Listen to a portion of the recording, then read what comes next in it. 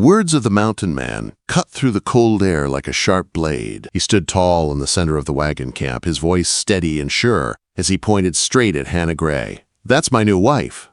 Silence spread across the camp. Every person who had been eating, talking, or working froze. All eyes turned to Hannah, the woman no one had ever expected to hear those words aimed at. Hannah Gray, 32 years old, felt her breath stop. Her fingers tightened around the faded fabric of her dress. She had always known people whispered about her age, calling her too old to be a bride. But hearing a man, especially someone like Jeremy Howard, claim her as his wife felt unreal. In this harsh frontier world, a woman her age was already considered past her worth. Most women around 30 were long married with children running around their feet or already buried in the cold ground. Hannah had been neither. She had no husband, no children, and no family left. To many, that made her a burden. Whispers spread like wind through dry grass. "Her? He chose her? She's too old." Quote, "Why her?" Some people looked shocked, some confused, some almost offended. But Jeremy Howard, the man who had spoken, did not look away. His gray eyes stayed on her, calm and firm, as if he had already made his choice and would not be swayed by anyone's opinion. That morning had started like every other day on the wagon train. Hannah had risen before sunrise to cook breakfast for the Morrison family. They had allowed her to travel with them from Missouri, but only if she worked for them. She had given up everything she owned to pay for the journey west, hoping to start a new life. She dreamed of sewing for a living or running a small boarding house. Anything that would keep her from becoming a burden to relatives who saw unmarried women as nothing more than extra mouths to feed. But after only 3 weeks, those dreams were fading fast. The Morrisons treated her as if she was nothing. The other families kept their distance, acting like her unmarried status was some kind of sickness they could catch. Even the single men looked right past her, choosing younger women, louder laughter, and prettier smiles. That morning, she heard words that cut deeper than any insult she had ever known. "We can't keep feeding her for nothing, William," Martha Morrison whispered to her husband behind their wagon. "She eats like all of us, but what does she give in return? She's no use. She's too old to catch a husband. We should have left her in independence." Hannah had stood there holding a bucket of water, her heart sinking like a stone. She thought she was at least helping. She thought she had value. But to them, she was a problem they needed to get rid of. The rest of her morning passed in a blur. Every task felt heavier. She could not stop hearing their words. Too old, useless, a burden. When the train stopped at midday, Hannah stood alone, staring at the wide-open prairie, wishing her life had gone in a different direction. The land was beautiful but cruel, just like the people around her. That was when Jeremy Howard appeared beside her, the mountain man everyone whispered about. No one knew much about him. Some said he lived alone for years in the mountains, hunting and trapping to survive. Some said he had killed men. Others claimed he traded with Indians and lived more like them than like a settler. He looked like a wild man, tall and broad, with dark hair, a thick beard, and clothes made from animal skin. He rarely spoke to anyone. He slept apart from the camp and moved like a shadow. People were both scared of him and strangely drawn to him. "You're thinking of turning back," he said in his deep, rough voice. Hannah had been surprised he spoke to her at all. "I don't know what you mean." "I heard the Morrisons speaking to the wagon master. They plan to leave you at Fort Laramie. They said the army post might take you in." She felt her stomach twist. She knew the Morrisons did not want her, but hearing that they planned to leave her behind made her knees weak. Women left behind at forts often became poor servants, washing clothes for pennies or begging for scraps. Many never found a way out. "Why are you telling me this?" she asked softly. "Because you deserve to know. And because you have a choice to make," he said. Then he walked away. That was the moment everything changed. Hours later, Jeremy stood in the center of camp and spoke loud enough for all to hear. "I need a wife. Someone strong. Someone who won't run from hardship. In return, I will provide and protect." People stared at him in shock. Then he said the words that caused the world to stop. I'll take the one nobody else wants. The one you plan to leave at the fort. He pointed at Hannah. That's my new wife. The camp broke into loud disbelief. Some women gasped. Some men argued. Children watched with wide eyes. But Jeremy stood still, waiting for her answer. Hannah's heart pounded. The thought of marrying a man she barely knew, a man rumored to be dangerous, scared her. But the thought of being left alone at the fort scared her more. I need time to think, she whispered. Jeremy nodded. You have 3 days. Decide before we reach the fort. For the first time in her life, someone saw her as useful. Someone chose her, not out of pity, but with purpose. She did not know what her answer would be, but for the first time since the journey began, she felt something she thought she had lost. Hope. The next 3 days passed slowly for Hannah, each one filled with doubt, fear, and a strange new feeling she had not felt in years. Someone had chosen her. Not as a burden, not out of charity, but because he believed she had value. Still, the decision weighed heavily on her.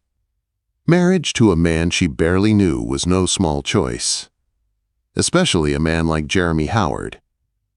People on the wagon train spoke of nothing else. Some shook their heads in disapproval, others in disbelief. A few women whispered warnings to Hannah, while others offered advice she had never asked for. You can't marry him, Patricia Parker hissed one morning while they cleaned clothes by the water. He lives like a wild animal. You'll end up in a cold cabin, cut off from the world. You'll disappear. But Cheryl Sanders, an older woman who understood hardship better than most, spoke gently. A woman needs more than a pretty house. A man who works, protects, and respects his wife is worth holding on to. Don't let others decide your fate. Her words touched Hannah more than she expected. Meanwhile, the men judged Jeremy like a business deal. He's strange, that one, Gary Murphy muttered at the fire. If he wanted a wife, why wait so long? Doesn't seem natural. He lives alone because he knows how to survive, Charles Gray replied. Not many men can say that. Maybe he just got tired of eating in silence. Through all of it, Jeremy never once pressured her. He did not try to change her mind or pull her aside to argue. He continued his job guiding the wagon train with the same calm focus as always. But Hannah noticed things now that she had not before. Small things. Kind things. When an older man's coffee ran out, Jeremy quietly shared his own without making a fuss. When a mother struggled to lift her tired child into the wagon, he stepped in to help, then walked away without waiting for thanks. He never stared at the younger women, never joined the crude jokes or idle gossip the other men shared. He carried himself like someone who didn't need approval from anyone. Late one night, Hannah found herself unable to sleep. Thoughts spun through her mind. What if she wasn't strong enough for mountain life? What if Jeremy regretted choosing her? What if she failed him? Needing air, she stepped away from camp, wrapped in her shawl, and stood staring at the stars. The sky was wide and endless, and for a moment she felt very small. You're thinking of running? Jeremy's voice came from behind her. She jumped slightly, turning to face him. He stood a few feet away, staying respectful of her space. His voice was calmer than she expected. I've been thinking of everything, Hannah admitted. I don't know what life with you would look like. Hard, Jeremy answered honestly. Isolated, honest, but not lonely, if both people carry their share.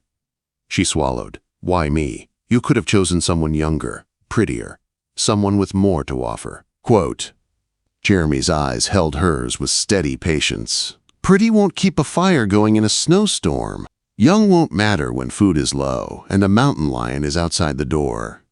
You're strong, Hannah. You've survived being unwanted. That takes more strength than swinging an axe. His words landed deep inside her. He did not flatter. He spoke truth. And you? She asked. Why haven't you married before now? He looked away for a moment. I almost did. Many years ago, she died. Fever took her, and most of her family. After that, I went to the mountains. Thought maybe I wasn't meant to have a family. Maybe the wilderness was meant for me. And now? Now I'm older, he said quietly. Winters feel longer. A man can live alone for only so many years before it starts to break something inside him. Then I saw you. You reminded me of me, someone the world pushed aside but wasn't broken. Silence stretched between them, but it was not uncomfortable. What would you expect of me as your wife? She asked. Honesty. Work. Partnership, he answered. I don't need a servant or a doll. I need someone who'll stand with me when things get bad, because out there, they will. And what would you give in return? Protection, food, a home, respect. I won't ever raise a hand to you or make you feel unwanted. He paused. Not love, not yet, but respect comes first. Love follows if two people earn it.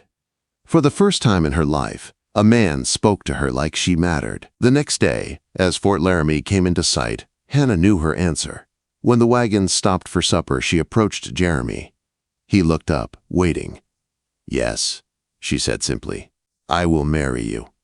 There was no smile, no dramatic reaction, just a slow, steady nod and a small shift in his eyes that seemed like relief.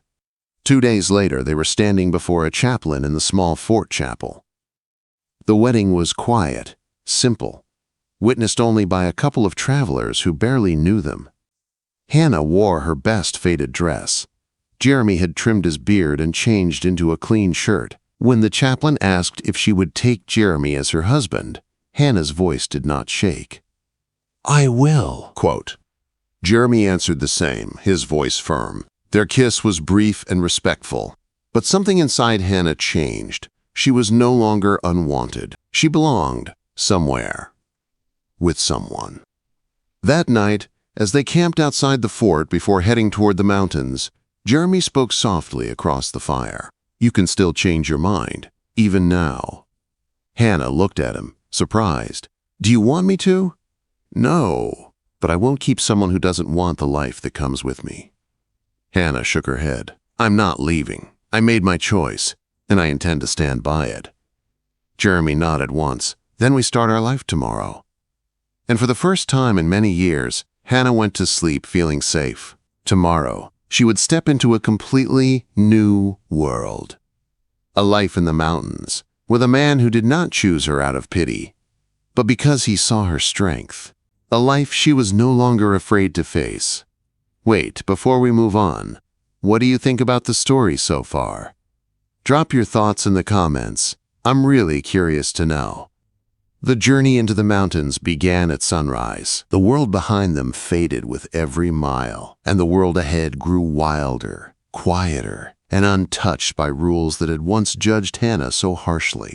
The farther they rode, the more she felt the past falling away like dust shaken from her shoes. Jeremy guided them along narrow paths few wagons could ever travel. Tall pines rose around them, and the air turned sharp and fresh. Hannah's new horse moved steadily over rocky ground, and though her body ached, she did not complain. Jeremy watched her closely, not in doubt, but in concern, making sure she was safe. They camped under the stars each night. Jeremy set up the fire, saw to the horses, and gave her his coat without a word when the cold settled. They spoke little, but the silence was never heavy. Hannah realized she didn't need to fill the space with chatter. With Jeremy, quiet felt comfortable. On the second day, they met a small group of Indians on the trail. Jeremy greeted them with calm respect, trading tobacco and coffee for fresh elk meat and news about the mountain paths. The men eyed Hannah with curiosity, but with kind eyes rather than judgment. They left with nods of approval, as if Jeremy's choice of wife made sense to them. You know them well? Hannah asked after they rode on. We help each other through the winters, Jeremy said.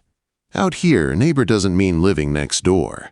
It means being there when trouble comes. Hannah liked that. In her old life, people lived close but never truly helped. On the third evening, they reached it, her new home. The cabin stood in a clearing near a flowing creek. Built from thick logs, sturdy and well cared for, it looked small but strong. Smoke did not rise from the chimney yet, but it looked ready to welcome warmth. A little barn stood on one side, a neat stack of firewood on the other, and a garden plot behind it, already harvested for the season. "This is home," Jeremy said. Hannah stepped down from her horse and took a slow breath. The mountain air filled her lungs. It did not smell like dust or sweat or fear. It smelled like pine, earth, and cold fresh water. It smelled like possibility. Inside, the cabin was simple but clean. A fire pit, shelves, a small table, 2 chairs, and a bed in the corner. Jeremy had even built a second smaller bed for her, giving her space. He hadn't assumed she would share his. The gesture touched her deeply. "It's small," Jeremy said, watching her carefully, "but it's safe. I built it with my own hands." "It's perfect," Hannah said softly, and she meant it. Life in the mountains began quickly. There was no time to adjust slowly. Winter approached fast, and every day required work. Jeremy taught her step by step how to preserve meat, how to keep a fire overnight, how to store root vegetables so they wouldn't rot, how to spot cougar tracks, how to shoot, how to survive. She learned by doing, often failing, sometimes crying in frustration, but never giving up. Jeremy never raised his voice, never called her slow or weak. If she struggled, he helped. If she doubted herself, he reminded her of how far she'd come. "You're stronger than you think," he would say. The mountains show the truth. The first snow fell 2 weeks later. Thick flakes covered the cabin roof, and the world outside turned white. Hannah watched it from the porch, wrapped in Jeremy's coat. For the first time, snow did not fill her with dread. She was not alone this winter. Over time, something shifted between them. Not fast, not dramatic, but steady. One morning, Hannah woke to find the fire already burning and a cup of hot coffee waiting for her. Jeremy wasn't inside. She found him outside, splitting wood, his breath forming white clouds in the air. He paused when he saw her watching and gave her a rare, warm smile. "Morning, wife," he said. The word no longer sounded strange. As weeks passed, laughter began to find its way into the cabin. Small moments, shared glances. Jeremy working on repairs while Hannah hummed as she cooked, eating side by side at the table. Reading the same book by firelight, his deep voice steady as he read aloud. One evening, as snow fell softly outside, Jeremy set his book aside and looked at her. "You happy here?" he asked. Hannah thought of the life she left behind, the whispers, the pity, the rejection, the feeling of being a burden no one wanted. Then she looked around this small cabin, at the firelight warming the walls, at the man who had chosen her with certainty in a world that never had. "Yes," she said, "more than I ever thought I could be." Jeremy nodded as if he already knew. After a quiet moment, he reached out and took her hand gently. It was the first time he had touched her with intent. His hand was warm and rough, and Hannah's heart fluttered, not with fear, but with something new and soft. "Good," he said, "because I meant what I promised. You're my wife, not because no one wanted you, because I did." Hannah swallowed the emotion rising in her chest. She squeezed his hand. "And you're my husband," she whispered. "Not because I had no choice, but because you saw me when no one else did." Jeremy leaned closer, and this time, when his lips touched hers, it was not a polite kiss of a ceremony. It was slow, warm, and full of feeling earned through shared work, respect, and steady growing affection. Outside, the snow fell quietly, as if protecting their small world. In those mountains, Hannah stopped being the woman people pitied. She became the woman who survived, who learned, who was chosen, and who chose back. The world had called her too old, too plain, unwanted. But here, with the man who pointed at her that day and said, "That's my wife," she found something far more precious than society's approval. She found a home, a partner, a life built on respect, and a love that grew from truth, not judgment. She had not been too old. She had just needed the right beginning.